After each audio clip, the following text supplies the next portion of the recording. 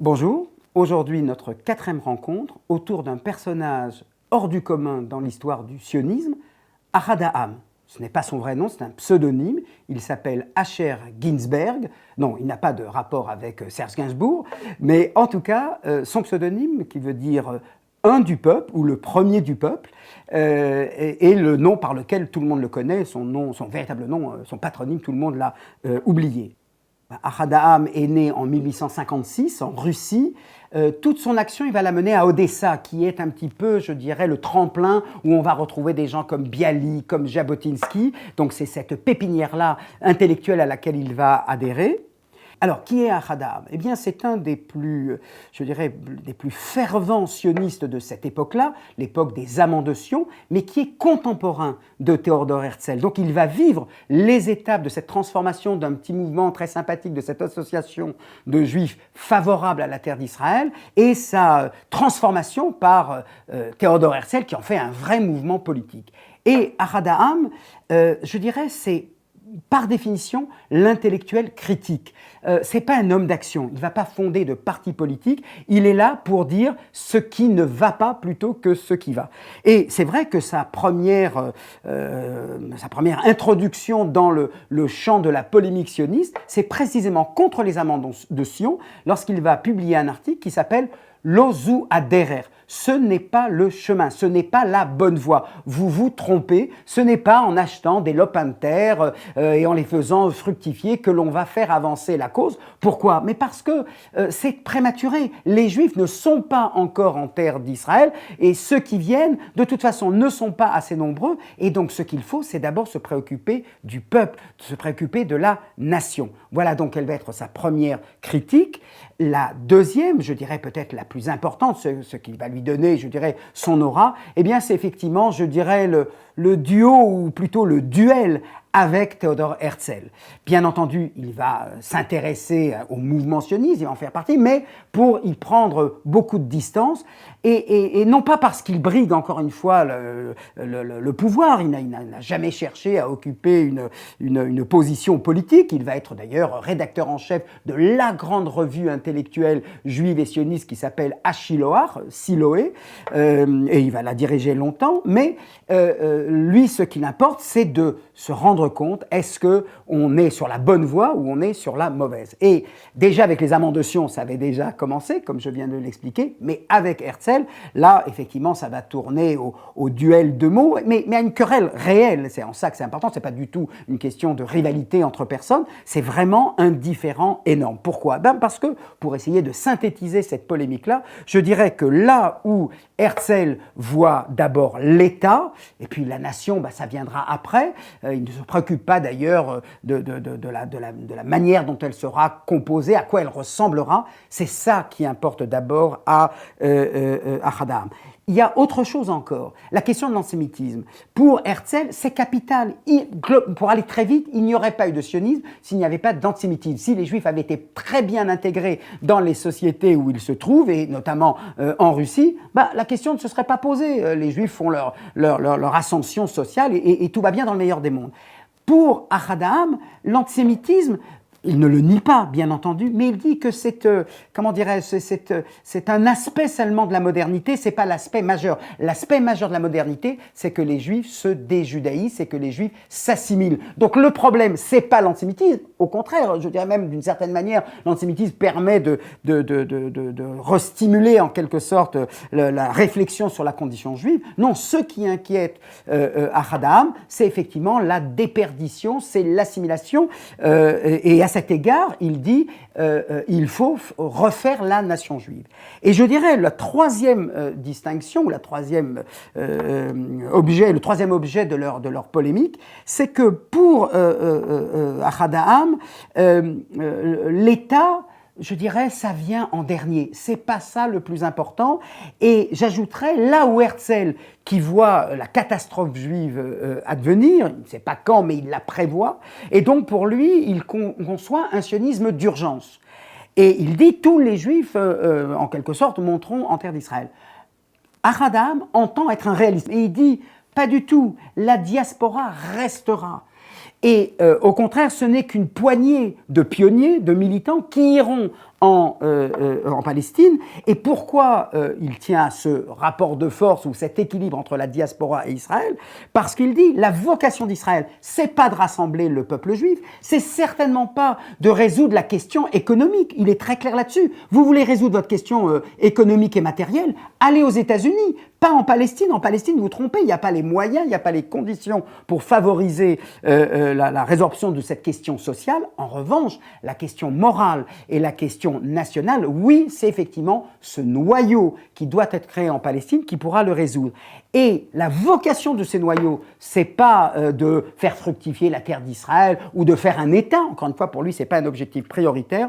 La vocation principale, c'est de régénérer la diaspora. C'est de lui donner des instruments de référence pour qu'elle ne poursuive pas cette voie qui la précipite dans l'assimilation et dans la dispersion et la dissolution.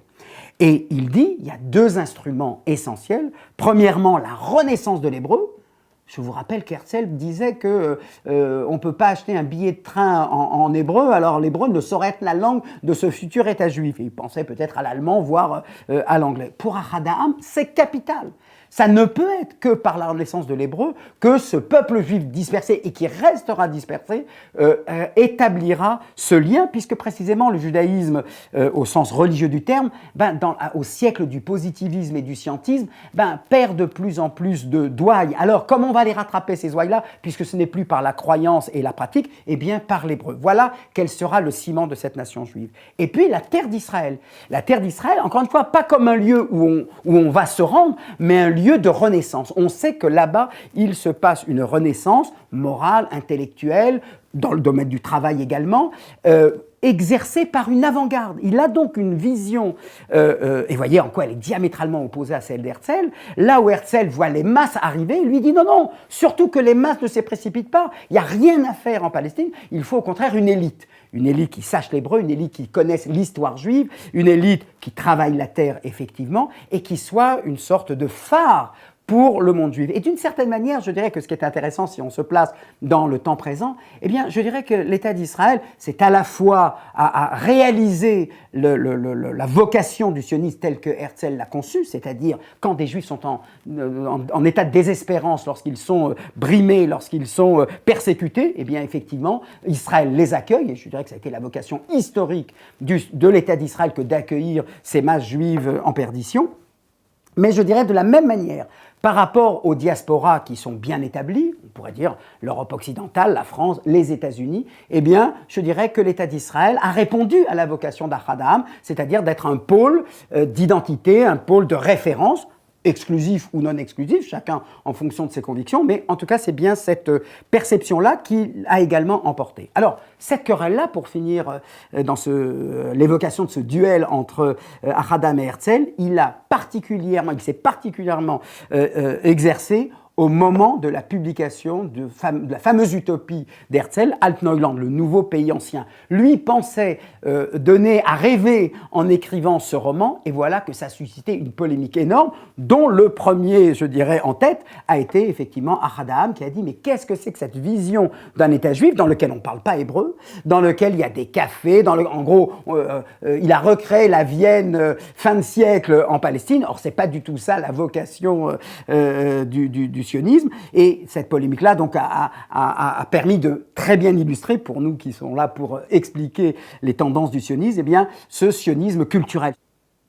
Ce sionisme culturel qui a eu un très grand écho, puisque des gens comme Martin Buber, par exemple, Gershom Scholem, se sont réclamés de cette autorité-là qu'a exercé Ahad Ha'am lorsqu'il a commencé donc, son entrée dans ce monde-là du sionisme. Donc il a été formateur pour beaucoup de sionistes, des sionistes, alors on va dire effectivement plus intellectuels, des sionistes qui pensent, comment dirais-je, à quoi ressemblera, quel sera le visage de cette communauté juive, là où pour Herzl, cette question-là était secondaire. Ce qui compte, c'est d'abord de les faire venir.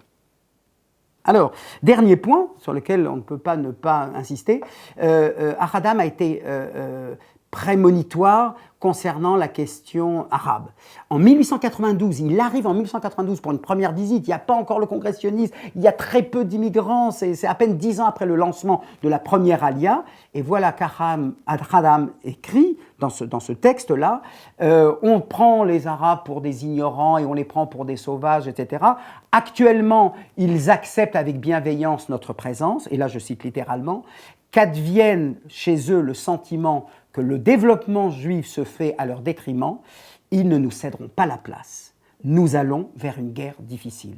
Il dit ça en 1892, à ce moment-là, il ne se passe rien en Palestine, il n'y a pas de rixe, il n'y a pas de conflit ni ouvert, ni dissimulé entre juifs et arabes, et il écrit ça en 1892, et il sera dans cette tendance-là, y compris, et je fermerai là-dessus, au moment du mandat britannique et la déclaration Balfour, il dit attention, il faut regarder les choses avec réalisme, nous ne sommes pas vainqueurs, nous avons bien sûr mis un pied dans cette affaire, mais il faut considérer la question des Arabes en Palestine avec beaucoup de prudence et non pas penser qu'ils ne comptent pour rien.